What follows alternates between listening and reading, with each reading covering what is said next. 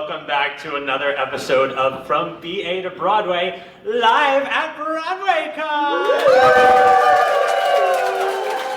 Folks, thank you so much for coming out. This is still crazy that we're here live today. As always, programming reminders, every Monday we are here with the main pod. Every Wednesday, Danny and I will be bringing you In the Spotlight.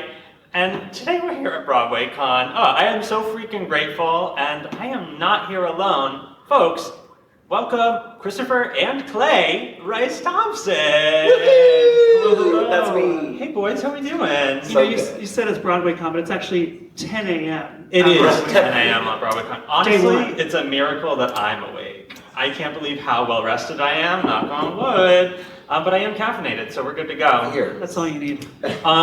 Chris, you've already been on this podcast before. Yeah, I'm just going to shut up now. So. Yeah. Just do me a favor. Back up. Hey, Clay, how's it going? Hi, I'm so good. Oh, good. Clay, first time guest questions. Yeah. Who are you and what the heck do you do?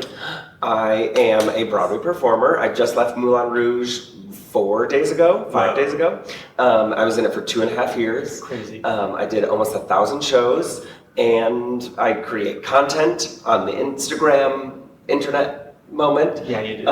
Yeah, and I have an amazing husband who's also a performer and self-proclaimed amazing husband. Correct, I'm sure. Oh my god. In fact, we are not brothers. We were checking in. Oh my god. I was like, hey, Rice-Thomson brothers? And we were like, no. We put the Rice and Thompson together. We got married. Do you get that a lot? I think we've got it one other time, maybe. Yeah. That caught me off guard a little bit, but I was like, that's so At BroadwayCon, I'm like, everybody's gay here. Literally. In the year 2024. Come on. Yes. Clay, how do we know each other? How do we know each other? So my husband directed a production of The Little Mermaid, and Brennan was in the show. You were in the show. Why am I saying it like it's okay. You're not right here? I like it. Yeah. And then last but not least, did you go to school for theater? I went to Penn State University for musical theater for my freshman year, and then the summer after my freshman year, I got a job, so I left. Oh my god. I'm going to ask a question. What job Yeah, did you what job was it? I got the first national tour of West Side Story, where I met my husband. Wow. Yeah, we met. Contract and a husband. Come on. We met at the audition, and we both booked it, and here we are now, 12 years later.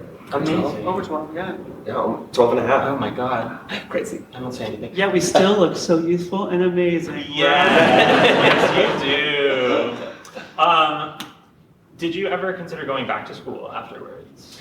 I considered it actually like while I was on tour. So when I booked the job, I told my school, and they were like, okay, you can either go and do the job and lose your scholarship, and you have to like re-audition. And I was like, why would I do that? Am I not going to school to do this thing that I booked the job for?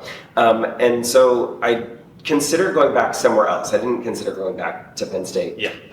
But after that, I like moved to New York and kind of like had a conversation with my parents that I was like, if I give myself a year of living in the city and just like try it out, is that okay? And can I do that without going back to school? And they were like, do a year, and if you don't book anything within a year, then like let's look into whether it's going back to school, going to school for something different.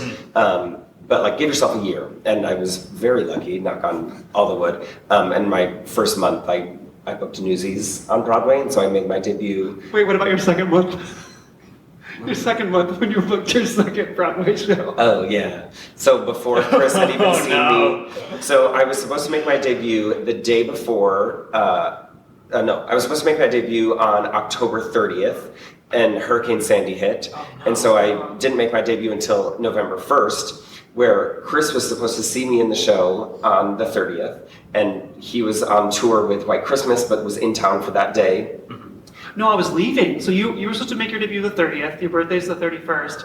I was supposed to leave the 1st. So I was going to see him in his Broadway debut, he had a day off, and then I was going to go on tour. And then because the hurricane hit, so he missed the debut, and I was very lucky. He came back in town the following week to see me in the show, and literally like we're laying in bed and I got a phone call that I booked Matilda. So he had not seen me in Newsies yet, and I found out that I booked my second Broadway show. And he was like, "How dare you book 2 Broadway shows before I've even seen you in the first one?" That's crazy. That's really crazy. How soon after was that transition? So I was only in Newsies for like 2 months. Okay. Really.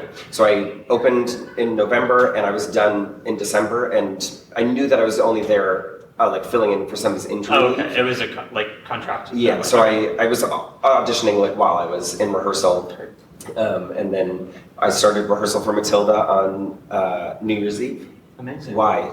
Starting Also, in December that's 31st in Times at Square. New 42. So you're like in Times Square, chaos with like children. Who thought of that? That's terrible. That's Right? really terrible. So silly. But anyway. So he didn't go back to school. Yeah, Yeah, he Moral was of the fine. story? No. Amazing. Chris, I guess you get second-time guest questions, which hasn't happened yet because you're the first second-time guest. Because I just won't leave you alone. What? I won't leave you alone. I'm like, I love attention. You know that. Chris, what's your favorite musical?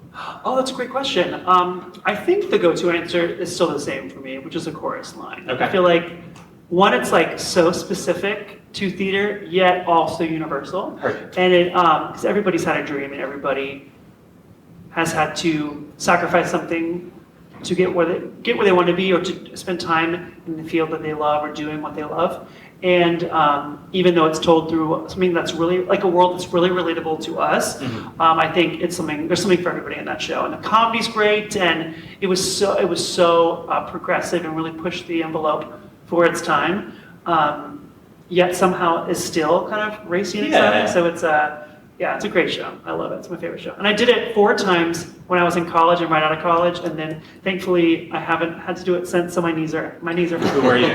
I was Mark, cover Mike, and then Mike. Amazing. And then second question is, what is your favorite theatrical experience that you've been a part of? Oh gosh, I don't think I could just pick one because you I have feel to. like okay. Well, we gotta be more specific. If it's like as an audience member, like affecting me, if it's like on stage, or if it's like now that I'm behind the table as well, like directing and choreographing. The top, you didn't ask for the top 3, but I'm gonna give you a quick top That's 3. okay, The I'll first take one it. I would say is like, okay, so when Clay and I did West Side Story together, which was my first big gig out of college, this is the 2009 revival, and there was a shot from like their B-roll trailer TV commercial that was from upstage looking towards the audience, and the jets were like on the real streets of New York, and then I cut to them like jumping in and landing on the stage, and you can see the footlights and the lights hitting them, and I realized the first time I had to like jump through a window in a set to like, do. I jumped through and I realized I was like, oh my gosh, I have the view that the camera had, and like I got full body chills, so that was really cool. Hamilton is such a badass show, and the first time I got to walk on stage and like snap in the corners when I heard the opening bars, I was like, that's pretty great. And I also think I would say you didn't ask for the third one, but I give it to you anyway. I'll say working with you on The Little Mermaid was like a really special experience because we got to bring a really high caliber show to that area, and it had an immersive twist to it, and it was really special. Clay brought our niece to the final show, and her sitting in our lap in the front row, which is something I'll never forget. Yeah. I don't know if that was pandering, but I appreciate it. I mean, being an actor is wild, and having an actor's schedule is even more wild. Clay, I guess question is, the fated question, why did you leave Moulin Rouge? So, being in the show for 2.5 years, we get 2 vacation weeks a year, and we get 3 personal days a year. And so at the end of doing the show for 2.5 years, you miss out on a lot of birthdays. And like, I haven't been home for Christmas other than COVID in like 10 years. And so I was like, I want to get to just like have a little break to like have like dinner at dinner time with my husband. And it was time. And I was like, I know I did a video about this, so if you saw it, sorry for repeating myself. But there was one show where I like was doing the show, and I was like, I am not having as much fun as I did a second ago, and so I was like, it's time to let somebody else have more fun doing the show that I'm having right now. Because doing the show 1,000 times, it's like it gets exhausting. Yeah. And I still feel very lucky every time that I got to do it. But I was like, also just like ready for something new creatively. So I was like, it's time to like take a little sidestep. And I mean, that's not to say that I won't ever go back to the show, because anybody who has ever been in Moulin Rouge always goes back, at least like 6 times. So I'm sure I'll go back at some point. To being in this like 3rd or 4th Oh my stint of the show. Totally. Maybe they'll give you his salary and you can go back, right? Correct. Nobody I will go ever back says for no to today's that. salary. Yeah, I mean, I was talking last episode with Victor, my friend Victor. He's in The Outsiders as a swing, and then we were kind of talking about the fact that like Broadway is amazing. It's such an awesome opportunity. It is glorious. It is the dream, but like it's also still a job. Like you are still going to work every day, and that is something that a lot of people don't realize, especially like when people are like showing up at the stage show or whatever, and everyone's in the tip. It's just like you are still bringing everything that you have in life to that show that is still there afterwards, and it's kind of hard to take that perception in there that, I don't know, you have a life outside of this. For sure. I'm also like one who may be a little bit irresponsible with work in terms of holidays. I am very adamant about not missing holidays. But yeah, I mean, it's kind of crazy. And there's also like a million productions of A Christmas Carol that like happen every year. And it's like, yes, the contract ends January 1st. I'm like, I just don't want to miss it. Yeah. I just don't want to miss it. Yeah, I got like submitted for a couple of different shows that open in the fall, submitted like to go to audition.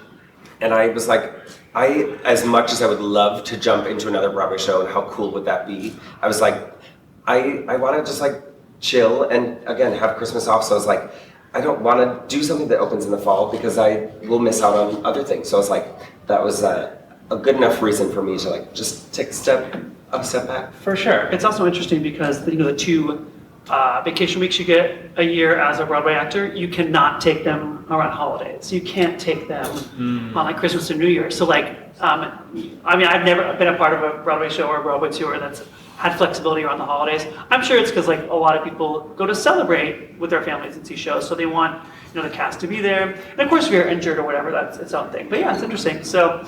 It's a crazy wild world, the Broadway show schedule. Yeah, no kidding. And like, I guess it's also just part of the like being in New York thing too. Like you have your home here, like you have your people here, and like you just don't have the time. Right. It's not like, I mean, a regional contractor wherever, where like those are the people you're seeing every day and spending all of your free time with. You have a sublet, you don't have to pay rent and all that jazz. And it's just those things that people don't take into account, Have you guys found that you had like supportive communities in terms of like you having to miss things, you having those crazy schedules and whatnot? Well, I feel like, I don't know if this quite answers the question, but I will say that like pretty early on in our time in New York, Thanksgiving became a Friendsgiving, and we started to have like, orphans Thanksgiving, and all of our friends who were in shows or maybe couldn't afford to go back home or just couldn't get off work, whatever it was. And we started having a little gathering every year that kind of just has evolved into be a holiday now that we associate with being with our friends. Mm-hmm. So it's kind of become a tradition that we spend that holiday, Thanksgiving, with friends in the business. So that's kind of special. So yeah, we have created our own, community and built up a support system, and I think that's a good example of a holiday that we've kind of reframed, and now we really look forward to it every year because it's something really special. That rocks. Yeah. I'm again kind of answering. I'm like, is that the answer to your question? Yeah. I don't know, but I'm going to say it anyways. It's all arbitrary. I'm like very, like, quote unquote, not good at calling out. So I would say, like, when I do call out, you asked if we have a supportive community. I think like especially people in the business understand when you're like, especially when you show up to work a lot. That when you do call out, people are like, take that day, do the thing. So I would say, yes, we have a supportive community. Amazing. With that, yeah. That rocks. Have you found, like, when y'all were touring or anything, did you have trouble, like, feeling like you had roots anywhere, I guess? Because you had already been in the city, or no? I had not yet. Okay. No, so You've been in the city? I had not. I had just graduated college. Okay. So, I mean, at first, I would say no, right? Like, No, I feel like yeah. we were traveling with our best friend, meaning the other person, and like getting to travel, and both of us hadn't. Clay was on a tour when he was a kid. He was a swing and Oliver on the road, which is still wild to me that swinging, covering multiple roles as a child is like, feels like it's inhumane, but like you did it, you nailed it.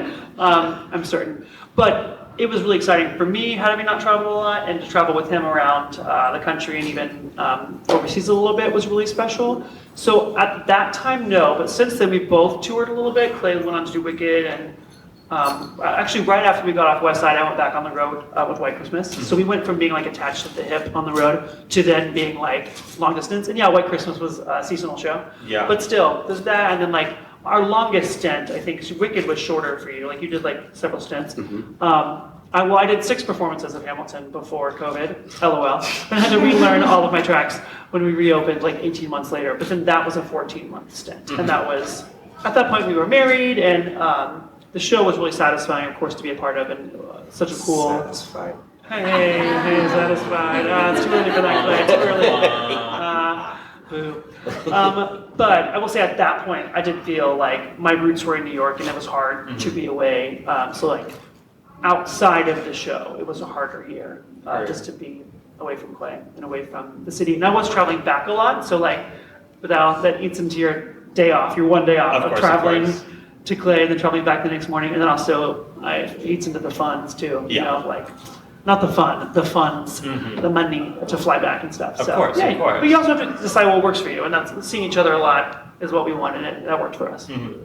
How were there any other ways that y'all like navigated like having the long distance relationship on the actor's schedule? I mean, thankfully, FaceTime and Zoom are a thing now. So we made sure, like, to start every day, we would either like FaceTime each other, or at least like if one of us had something in the morning, we'd just like send a little video just to be like, "Love you, thinking about you." So thankfully, technology really helped with that. But then, like you said, when he was doing Hamilton, I was doing Moulin Rouge. So we thankfully had the same day off, but we were both working the whole week. So it's not like we could take a Tuesday off. If we had to take a Tuesday off, it like eats into the 3 personal days you get a year. So that, it got more challenging the longer it went on, because it was like, all I want to do on my day off is sit and chill and recharge and see you. So it's like, okay, I'm gonna get on that 5 a.m. flight so that I can see you in whatever city you're in, and like spend as much time with you as I can, and then come back on Tuesday. So it definitely got harder as like the months went on, but that's kind of one of the reasons why Chris like decided on leaving Hamilton, because he was like, as satisfying as the show is, I was like, both of us were like, I'd rather be together every day, and then that's more satisfying, you know? For sure. Stay satisfying again. Satisfying. I feel like y'all are like Broadway couple goals for sure. Oh my God. To other people, to everyone else. Of course. But like, navigating that is just always, I feel like that's such a central part of every theater person's journey, is that showmance that you had, and everything that happens after. Will it go on? Is it separated and all of that? So, first of all, congrats for withstanding that. Thank you. A lot of people don't, and a lot of people change their life because of it in other ways, you know? So it's really cool that y'all are still doing the thing. Yeah. One nice thing about being in a relationship with somebody in the same business is you understand what the other person's going through, whether it's like a spell of having no auditions, or not having a job, or all of those things you like get. You're like, I know what you're going through, and like, we've both made it out on the other side of this, so like, it's gonna be okay. So that's nice to have that kind of support, and being in the same field. Yeah. I feel like a lot of people in the community are also like, oh, I don't ever want to date an actor. I don't want to date anyone in the industry. And I'm always like, I feel like I can only do that because I don't think anybody else gets it. You know, like, if I have to miss a birthday, which I would adamantly try not to, like, it's just those kinds of things, you know?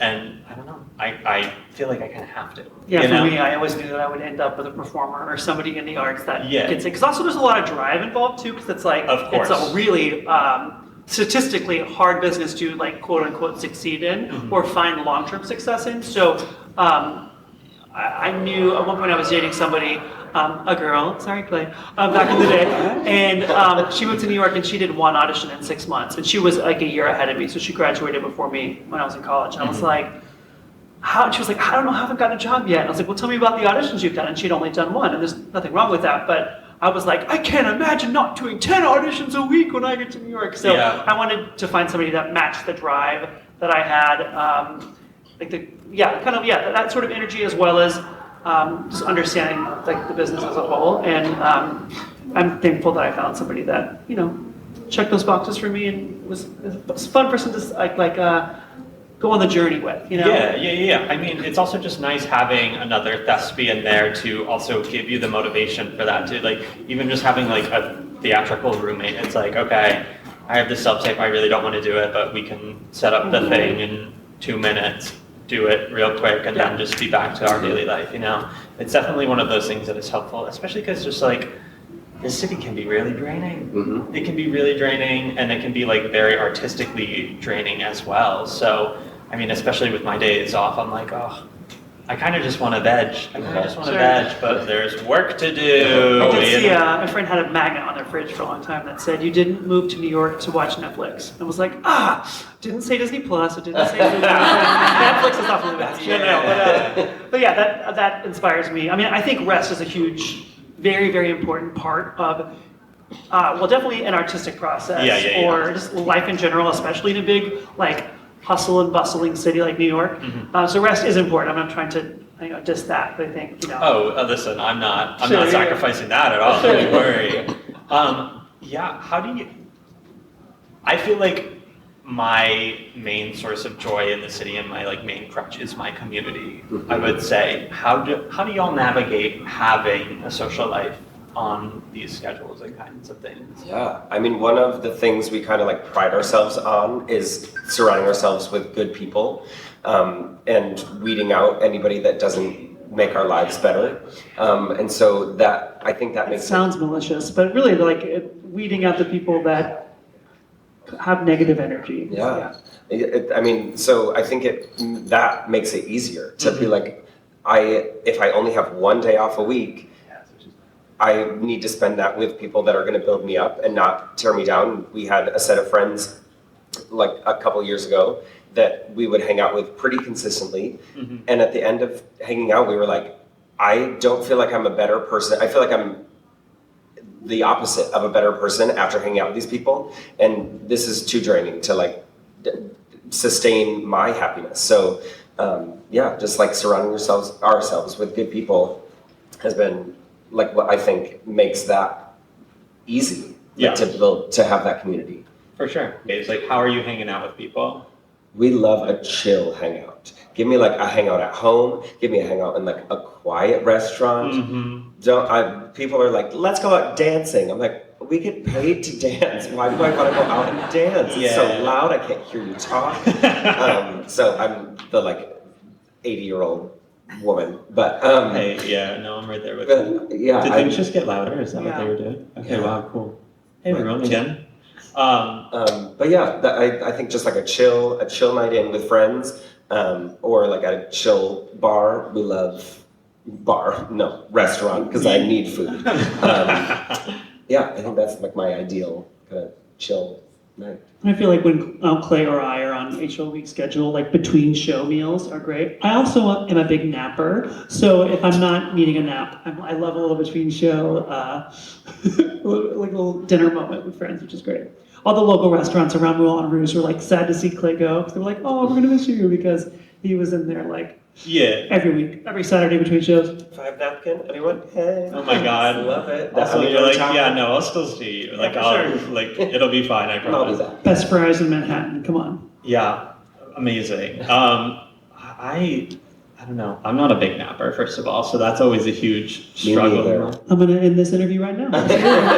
That's the deal breaker. That's what broke the camel's back. Yeah, for sure. Oh, jeez, wow. See, but he can sleep anywhere. I can sleep on his table if he gives me 30 seconds. He'll set a timer for 12 minutes, giving himself 1 minute to fall asleep, 10 minutes to be asleep, and 1 minute to wake up. That's crazy. It's a gift. So I'm if I nap, I'm out. I have to wake up again? Mm-hmm. Absolutely not. I'm not a morning person, so to do that twice, no thank you.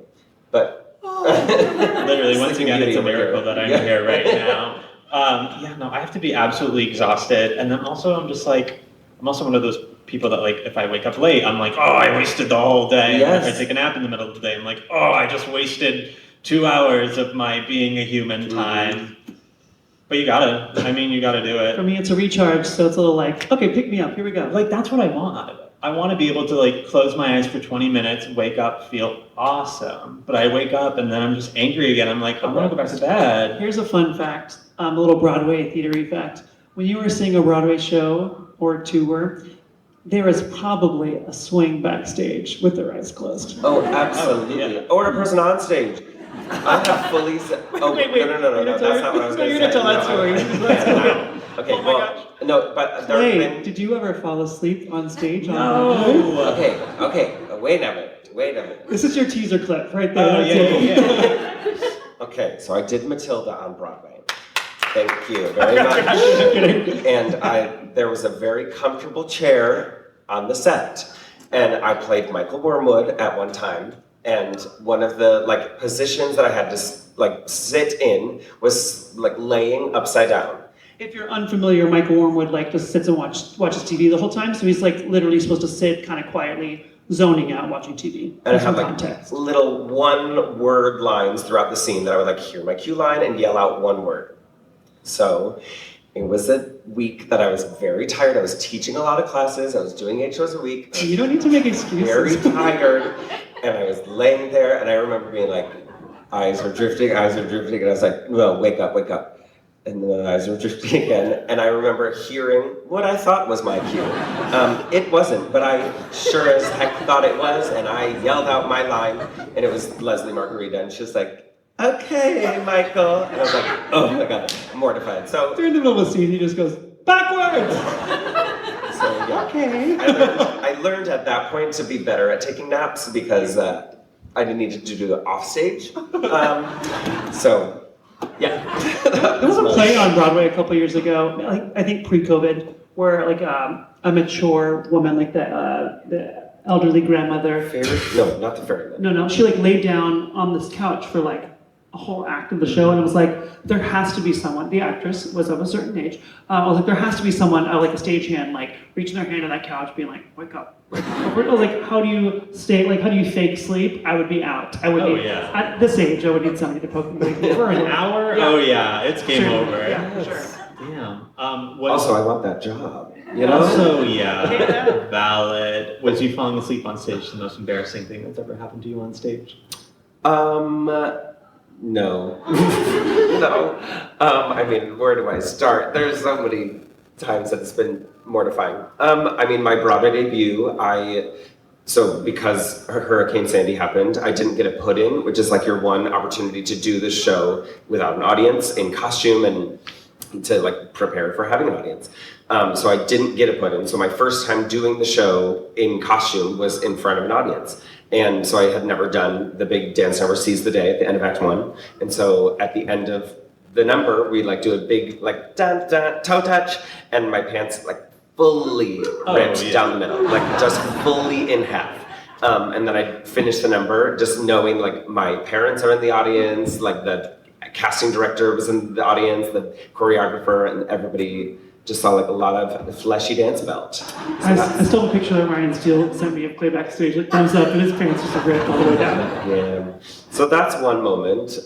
That's just the Newsies way, though. Like, I mean- I was working costume shop for a production of Newsies, and every single day we would have at least 3 pairs of pants that Oh, were yeah. the next night. Absolutely. So we just started putting spandex in the crotch, like it was just one Sure. ball of spandex just to keep it going. I think that's why Max Clayton never got new seats, because they were like, absolutely. He breaks his pants and everything. If you don't know who that is, look him up and you'll see his legs are like tree trunks. And every Broadway show, he always posts like just pants split in half. Anyway. I think one of my most embarrassing ones was not on Broadway. It was in a regional production of The Producers, Amazing. and it was the Keep It Gay playoff. And I think it's like the Village people come out and like dun dun dun dun dun dun. I was wearing a not I want to say like not politically correct costume. I was wearing a giant But of course. headdress, Indian headdress many years ago, purple, and very gay and fabulous. And it was giant feather headdress, like a beaded necklace that goes down to hold a like loincloth type beaded situation, but no shirt. Whatever. Underneath dance belt. If you're not familiar with the dance belt, similar to like a jock strap moment for dancers, flesh colored. And so I went bump, bump, bump, bump, It's not a jock strap. or like it's like a thong. Yes. Really, yeah, but it's Very different. Yeah, but it's to hold things up. What yeah. are you wearing to your clothes? My God. Well, if you keep listening, the whole audience saw because I went bump, bump, bump, bump, bump. Hey, and the elastic around my like neck, something snapped, and my loincloth was then around my neck. Oh my and I God. was downstage center in a house that 2,400 people. My parents were front row center, and they hadn't seen that much of me since I was like a child, like a baby. So since they were changing diapers, I was already nervous to like play a gay person on stage because I wasn't out yet, and then I was pretty much naked in front of the whole audience. It was really embarrassing. So that was my. I mean, now it's funny, but at the time I was like, gas kind of hold it down, you know, but of course. or holding a giant like cake or something. That was a prop, yeah. God bless the dance bell. It saves many of people, thank goodness. Whoa, first of all, that's so embarrassing that y'all did that. I could never. No, we've all been there. Yeah, what a good time. What a good freaking time. I'm also trying to make sure that we're staying on track here. Oh, no, we're good. We're good. We're so good. What was my next thing I was going to say? See, the problem is when I'm recording this, naturally, I can forget things. And I Yeah, like able to edit it out, yeah. But y'all are here in front of me, and I'm so nervous. You're getting the real scoop. You're getting the real, the behind-the-scenes look. Yeah.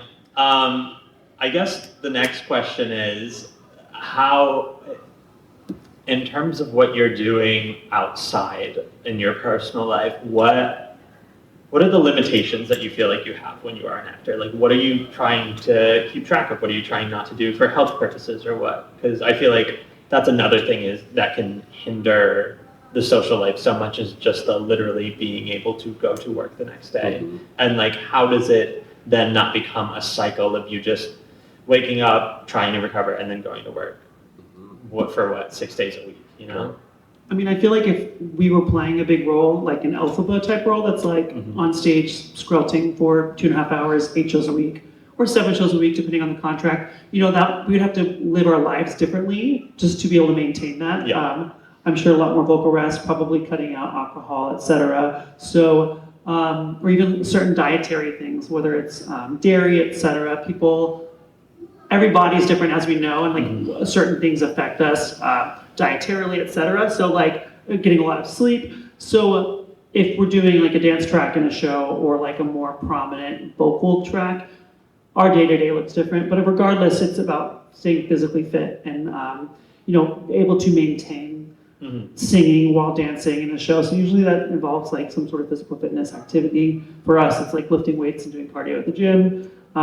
Stretching, doing a good warm up. Am I missing anything, Clay? No, I mean knowing that like when your kind of like daily schedule revolves around the show. So like when you eat, so that your like stomach is settled enough before you're like in Moulin Rouge, I did a back handspring in the opening number. So I was like, I can't have a cheeseburger like 5 minutes before I'm on stage. Did I? Yes. Did I regret it? Yes. So yeah, it kind of, and also with like going to the gym, like not lifting too heavy because knowing that you have to like overhead press somebody in the show. Like, so you kind of have to just revolve your life around knowing that like the show is the priority because it's your job. Yeah. But like you said, it doesn't have to change drastically for me at least, with like the being in the ensemble and having my like not easy track, but like it's not as like vocally demanding or anything like that. But there are things like Clay ran a couple of half marathons and he was doing that while in shows. What's that during King Kong? Hey. I did one during King Kong and one during Jesus Christ Superstar. Yeah. And it was like took a personal day on like the Sunday. I would like fly out Saturday, like You went somewhere else to run? You will never catch me running if it's not through Magic Kingdom. Yes, it was somewhere else. I was like doing a show, and then I'd be allow that for sure. jump down to Disney for a second, and then do the parks. Why would I do that? I don't know. But I don't think I'll ever do it again. Cut to February. I'm like, I'm running the Princess Half Marathon. Are you running it? No. Okay. But I think you learned after a couple of years it was too hard to maintain the training that's required to do that healthily and successfully on top of 8 shows a week plus rehearsals or auditions or whatever. It was just too much to maintain. So Clay was like, when they brought him back post-COVID, I was like, are you going to sign up for the half marathons or even a full marathon? And he was like, my knees can't take it. If I'm doing Sonia Tai's choreography for Moulin Rouge, I'm unable to also add running 12 miles every other day or whatever it is for your training. Bonkers. So there are certain things you give up, but also like being on Broadway being in the performing arts is so special. So like it is not lost on us. Like when we have to give up holidays or whatever, those are super important to us as we've talked about. But like part of the time we're happy to make those sacrifices because it is so special to get to be part of this community. Like this is, Clay's from upstate New York, I'm from Oklahoma, and we dreamed of, individually dreamed of moving to New York and performing on Broadway, and to both have accomplished that is such a special thing, and to be, even here at BroadwayCon is like such a reminder of how amazing and supportive and unique and special people in this community, people that are part of this community in any way are. And so I think it is like incredibly special to say, yeah, I had to give up running a half marathon at Disney because of what it takes to maintain a Broadway schedule and Broadway caliber performance. But at the same time, it's incredibly worth it. Yeah. That's why I'm not running half marathons. It's because I'm just preparing for my Broadway schedule. I love that. Yeah. I'm just like really responsible like that. I don't know. Same. I'm not gonna run any marathons for the same reason. Whatever, to each their own. And to you, your own. What time do the Disney races happen? The first corral of runners starts at 5 a.m. Vile. Correct. Because so check-in is at what time? Like 3. No! I know. After like a day in the parks, right? And then you watch the fireworks because you can't miss those. And then you sleep for 5 minutes, and then you get up and you have to warm up to run 13 miles. And then of course you're in Disney, so what do? Go to Disney and walk how many more miles? Probably 10? I don't know. It's, again, why did I do it? Never again. Never. You did it for Disney. Okay, whenever he does a marathon again on Disney, please play it back that close. Never again. No, I'll be there at the finish line with video evidence. Well, that was me. Yeah, I slept in. I was like, you can have fun at 3 a.m. I will hold a passive aggressive sign up. Run faster. Yeah, you did. And he did great. One of his signs said this is the most boring parade ever. Oh my god! And it said the choreography is so repetitive. Yeah. And there was another one, but hurry up, run faster, I want to ride Space Mountain. Hurry up, I want to ride Space Mountain. Pretty proud of that one. Yeah. I love that. I cried when he crossed the finish line the first time. Thanks. Not the second time? I'm having that Disney itch right now. I really need to get there. Same. I'm going in September, but I'm still the fact that we don't have a trip planned is so unlike us. We literally don't have a trip. No, that's a lie. We do have one at the end of October. But the fact that it's not until October, that's weird for us. So I think there's a lot of similarities between Broadway and any sort of theme parks like Disney, because it's the showmanship and the storytelling involved, and that is an immersive take on storytelling. So that really attracts us as the escapism of it all, as well as the appreciation for the art form, of course, or the many art forms that are involved.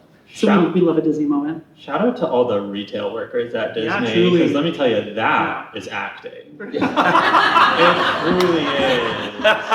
That's not right. No, truly. Well, I work for Disney on Broadway. I do merch. Sure. And even so you're an actor? What? You're an actor. Not a good one, if I'm being honest. I gotta say, the New Yorker tourists, it's rough. I'm sure they're probably similar to the Florida tourists. That's the thing too, where I'm oh God, thank God there's not any corporate people here, because I'd be out of here. You have that New York edge. That's allowed in New York. Thank you. Yeah. I am starting to feel like a New Yorker, which is cool. Bitter. Always. I feel like I've been here long enough where I'm I'm a New Yorker. Great. You I'm know? walking here. I'm walking here. I Okay. have been like, I had, when I had Mike on, he was telling me how he's grown accustomed to like yelling at people on the sidewalk, and I'm like, I still don't know if I'm there yet, but. Hilarious. I hope he gets recognized. Mike Stefanik. Yeah, shout out to Broadway. Mike Cefalu. Mike Cefalu, we love you. He was in, New York, New York. thank you, I was going to say Yes. Bandstand. He Similar. was. He was He in did tour bandstand. tour bandstand. Oh my gosh, are you a stalker? No, band's visit. Oh, no, getting the band back together. Yeah. Oh, The other band. Yeah. Band-Aid, the musical. So I hope he gets recognized. And they're like, wait, Mike Cefalu, Like, why influencers you in don't the have world? that accent? Why are you yelling at someone on the street like that? Sure. Oh, yeah. There used to be an Instagram account, maybe it was a blog too, called Broadway Spotted, and they'd walk around and like they would like, it was kind of like Influencers in the Wild, but for Broadway people. And then the person who ran it would, if they were spotted you, they'd capture you like Gossip Girl style from a distance, and then they'd walk up and hand you a card that would say like, you've been Broadway spotted. Oh, God, Yeah, that's yeah. terrifying. But it's like, it's cute, I think. Well, it was cute. I'm not sure what that person's up to, but if they're here at BroadwayCon, come say hi. Oh, my God. I would die. We got Broadway spotted in a Jamba Juice, and I was like, we have made it. We have been Broadway spotted. Were you dressed nice? I don't recall. I I wasn't a Jamba Juice, though. I just know the time it would happen to me, I would be looking. Sure, not- like doing your laundry at a Oh, laundromat, you know? yeah, 100%. I mean, 99% of the time we're in gym clothes. So like the fact that there are buttons and a collar on the shirt, you're all very welcome. So I'm sure we were in that Jamba Juice in like a tank top and shorts. But of course. Y'all recently got recognized. Meet Cute? Is that what it? Oh. No, Couples of New York. No, it was Meet Meet Cute, Cute. New York. And actually, we NYC? didn't. I mean, it's not like we got recognized. They just like came up to us in Times Square. We were in Times Square filming a video for a friend, where the like transition video where you like jump over the camera and you Right, land of somewhere course. else. So we were like, let's start in Times Square and in Disney. So we were doing that transition. There's a theme here. Yeah, correct. And the guys came up to us, and the full story of it, they were literally, Well, oh, tell them what the account is. They like ask couples, like, hey, how How are did you a you couple? meet? How'd you meet? And people share their stories. You've probably seen their videos on TikTok and Instagram, and I followed them. Was super excited they came up. and so he knew who they were when they came up and was like, oh my gosh, this is so funny. At the end of this interview, they were like, okay, since you guys are performers, can we take you guys to a Broadway show right now? And we were like, oh my gosh, how fun. I was like, I actually have work, so I can't do it. And they were like, oh man, like, well, what time do you have to work? I said, I have to be at a show at 2:00. And they were like, oh, what show are you in? And I was like, Moulin Rouge. And they were like, oh, we're they literally, stopped the camera. They dropped the camera, and they were like, we're giving away tickets to see Moulin Rouge. We were like trying to do like a cute story about like how people met and then bring them to a love story. And I was like, oh, I definitely have an email that like says that somebody from Meet Cutes is going to be at the matinee on that Wednesday. So That's- it so wasn't we were like like, can we getting pass it on? Like, you know, like double it and give it to a friend or whatever. Yeah. You know? That's amazing. But yeah, so they stopped us and asked us our story, and then that video like randomly took off. It wasn't we weren't like tagged in it or I associated mean, that with it. account's very big. I No, for sure. I follow. But someone messaged us and said it had over 10 million views across their platforms. That's which is crazy. cuckoo. And a lot of the comments were really nice. I mean, for queer couples, sometimes on They're like, social are you media. guys brothers? Oh, well done. But yeah, sometimes any post on social media can like find the right audience, or I don't want to say the wrong audience, but the audience that's less supportive. And Oh, of especially as a queer couple, we faced, comments like you can imagine. So we saw a lot of really positive ones, which is Yeah. nice. And they just featured us in their Meet Cutes newsletter. Aw. So check it out. I- Wherever newsletters are sold. Yes, where I will go pick up a newspaper right after this. How do you guys find being a couple in day-to-day life as like Broadway actors? Like, do you ever feel like you're missing out on any of like the domesticity, or how do you navigate including that into your life and your schedule? I have no idea what that word is that you said. What is that? Domesticity? Like domestic Domestic. life. Aha! Yes. I dropped that. Honestly, it might not be. It might not be a word. I I could have like made that. it up. I like it though. Go for it. I mean, I feel like at the end of the day, we are just like partners in life. So we're married. We're just a typical couple in a lot of ways too. So even though we work in the evenings and weekends when most people are off work, Mhm. and not most people, but I would say a lot of people outside of the theater or entertainment industry are off on nights and weekends. We are still just like a normal couple, and we We make the bed when we get up. We put on pants one leg at a time, and for sure, yeah. Sometimes we don't make the bed, but that's neither here nor there. But yeah, I feel like we create our traditions around the holidays in our own way. We like to bake Christmas cookies every year, usually successfully. We like to have. We're really big on like the holidays, like Halloween, Christmas, etc. So we usually have a big gathering. Which you've been at before. I have, yes, for sure. So you can vouch how amazing they are. Oh my God, it's so good! The best parties ever. But yeah, I feel like at the end of the day, we're just a couple, and we just, we happen to work in the artistic field. Yeah, that's great. You have anything to add to that? No. Clay's like, no. No, I mean, that's exactly it. It's funny to the fact that we're asked to talk at a panel is so silly to me. I'm like, we're just silly people that sing and dance, and the fact that people recognize us anywhere is still so wild to me. So that's special, Yeah. I think to me we're normal people, and we, like you said, we brush our teeth and we do things I don't know. So I guess so is Beyonce. So Beyonce brushes her own teeth, I think. So we are Beyonce. Beyonce is Broadway. You heard it here first, folks. Out of their mouths. We're running a little bit short on time, so I just want to open the floor up if anyone has any questions. Oh my God. This is a Broadway career podcast. It's about the business of show business. You got anything within that realm or anything in general? We'll start. I think I saw you over here first. Hi, my name is Suzanne. I am here from Florida. I own a dance studio. Yes. So this is kind of like continuing ed for me because I have a lot of kids that are heading into BFA programs, and I guess what I would like to pass on to them, asking you, what would you say is the number one or two mistakes that you see those fresh out of college kids make when they get here? I think you can, first of all, that was a great question. You said Suzanne, right? Suzanne from Florida. Great question about what is a typical mistake that you see people making right out of college. I think you're only new once, right? You're only fresh in the city one time, right? I guess there was a pandemic, so maybe some people got to do over. But I feel like monopolizing on that, and you're allowed to be green. If you're driven, green. You're allowed to be driven, and you're allowed to be, you're allowed to not know everything. At some point, you're expected to kind of know how things work. I think, there was one time I saw Catch Me If You Can on stage, and then I saw the composers in the wings. And I walked over, I was like, hi, my name's Chris. I just moved here and I want to play this role on tour. I would love to audition. I was so green and didn't know what I was doing, but they found it so sweet and enduring. And I think having that sort of just honest passion and showing up and putting yourself out there can take you so far. I think the city can also be overwhelming. So I think if you can lean into being bold and putting one foot in front of the other and just trying to make your dream happen, lean into the boldness and the courage it takes to come to New York and pursue this, and audition for as many things as you can. I think the people that try to really make everything super specific at the beginning and the trajectory, every single move can get stuck in the planning phase, but I say just go out there and try to make it happen. Just be bold. Yeah, my first thought was the same, kind of show up.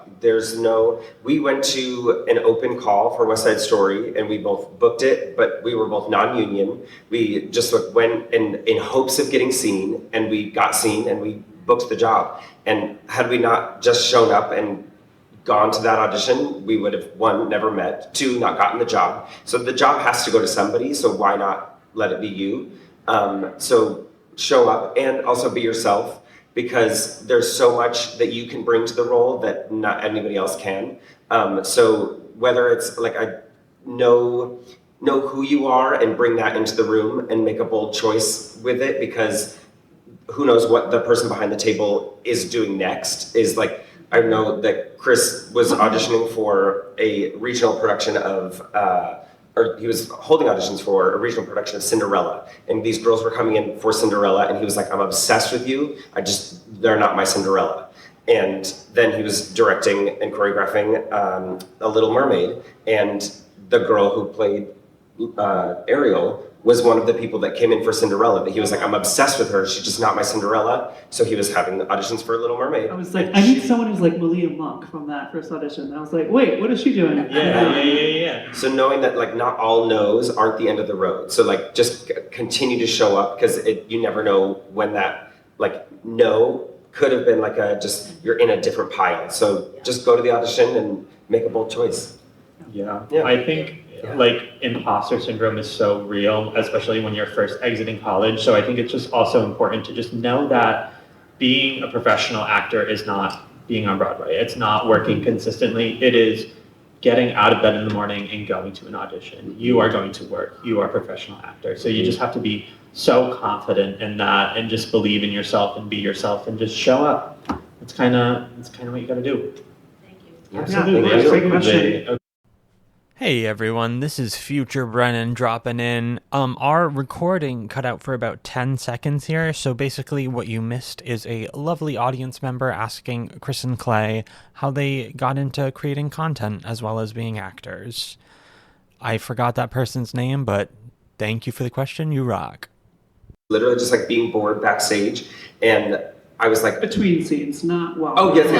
No, it's like backstage, I was like, what can I be doing? I was like already scrolling on my phone, and it was around Christmas time, and we have a guy, we had at the time a guy in the show named Kevin, and I was like, oh my gosh, we should do the Home Alone, like passing a thing. So I was like, I want to create something that's like niche enough to Moulin Rouge, but also like broad enough for everybody to know. And so I like created that video, and it got good feedback. And so I was like, okay, this could kind of be fun. And so then I just like started to make more. There's a Toddlers and Tiaras video that this girl calls her pacifier her Nini, and we have a character in the show named Nini. And so I was like, oh my gosh, why not do this? So I like found the video, edited down to like just use like a minute and a half of the audio, and just like had a good time with it. And then Jojo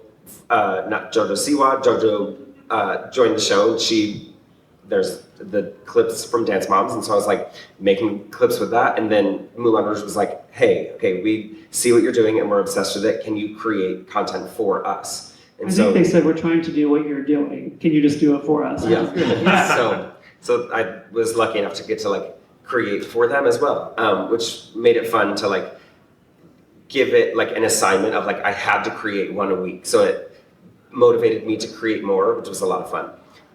But yeah, I'm like sad to not make them anymore. But I also like am glad they didn't ask me to keep creating them. But the reason that it was so beneficial was that I was in the company, so I was like there the whole show. So to not be in the show anymore, it would make that harder. So I was like, it's good to like take a step back, and then you better believe I'm still saving audios for like the next time I join the show, and I'm like, I have that one ready and I have that one ready. So yeah, that's how it came about. Just like being like, what could I create? And like, what do I want to see on my phone? Just like create it. Yeah, I would say with me, it was a little different. So we have 2 minutes. I'll be very quick. I do social media for The Great Gatsby on Broadway, as well as the Patti LuPone play that's going to Broadway called The Roommate, which is hysterical. You got to go see it when it opens in September. But mine came about really, really organically. I ran into a fellow content creator named Catherine Quinn, who's amazing. She's going to change the face of Broadway, so please follow her. And we had dinner. We set up dinner after we ran into each other, and Clay came, and we were like, hopefully we can work together. And then like a month later, she got offered the Great Gatsby contract for Broadway, and was like, okay, I have to build out a team. It was the first time she was doing that for a Broadway show, so marketing via social media. And I gotta say, she created a team. She was the first person she called, which was a gift and a blessing for me. And of all the shows that opened last Broadway season, we are the #1 one on TikTok and Instagram. Millions of hits. And I think we have 3 viral sounds right now from a Broadway show, which is across TikTok and Instagram, which is crazy. So we're having a good time, and it's a fun show to, it's a fun way to be artistic and be a storyteller in a different way. For sure. Okay, we have one more question that I want to answer super quick. I was just wondering, because you guys are both such amazing dancers, like what kind of dance training do you have when you start? And do you guys still go to like classes to keep up with it? Better. Yeah. So The question was about dance training. yeah, I started dancing in like around middle school because I went to an audition in New York City and got through the singing cuts. It came to dancing, and I'd never danced before. So I got cut after the dancing, and I was like, I want to do this. And they said, wherever you felt like you were weakest today, go home and take a class in it. And so I was like, okay, well, I've got to dance. And so I took tap, jazz, ballet and learned the basics, and then I fell in love with it. And that's all I wanted to do. So I danced like 30 hours a week. And yeah. And then regarding class, I should go to class more often than I do, but being in a show, 8 shows a week, you dance a lot. So you're constantly, your body's like, it takes a toll on your body. So I should be in class more. But now that I'm not in a show, I'm excited to take class more. Watching you dance, I would think that you take a lot of class because you're very good. Love that. I danced in high school. My teachers were like kind of all levels type of classes, so my teachers were doing what they could. And then college really whipped me into shape with ballet, tap, jazz. And we only were required to take 2 semesters of ballet, but I took it every semester because the technique for ballet is so helpful in like every other form of dance. So and it wasn't my favorite, but now I find it really enjoyable because I'm not trying to be this perfect ballerina. I'm just doing it. It's kind of therapeutic at this point, but I do like it. I should definitely take more classes than I do. But thankfully we get to create a lot and choreograph a lot as well, so that also scratches that itch as well. Amazing. I don't dance. That's not true. It's never too late. That's true. I would love to someday. I'm going to wrap this up real quick. Thank you, everyone, for being here. This is so amazing. I really appreciate every one of you. Thank you, Chris and Clay, for being here. Folks, we're your biggest supporters, and you can be our biggest supporters by finding us on Patreon. That is patreon.com/BA2Broadway. General disclaimer, we are not gatekeeping any vital information there. It is just fun bonus content, etc.